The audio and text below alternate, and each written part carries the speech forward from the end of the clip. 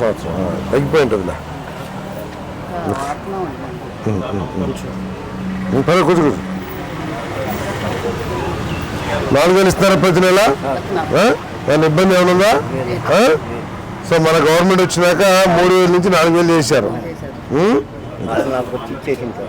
పొద్దున్న వచ్చేస్తున్నారా? 6:30 కల్లా. Very good. సరే, నువ్వు ఇల్లు మాత్రం పెట్టుకో. Thank you.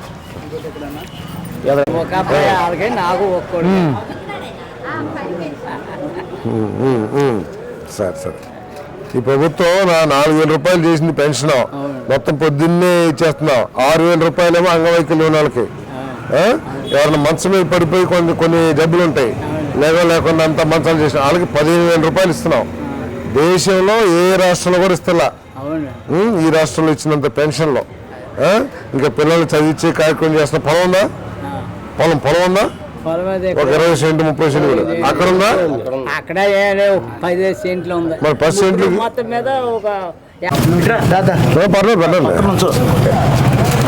మీరు చూసి చూస్తున్నాం. అయితే రేషన్ అంతా బాగానే వస్తుందా? ఏమైనా ఇబ్బంది ఉందా? ఏంటి కరెంట్ సమస్య ఉందా?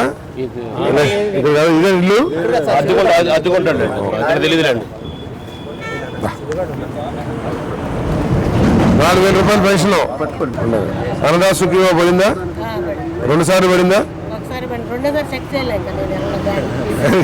పడిపోయింది అయితే.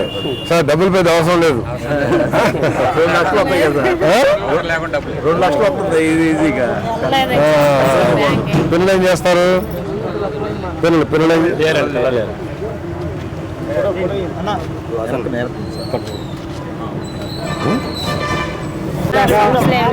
రేషన్ అంతా బాగానే వస్తుందా? ఓకే.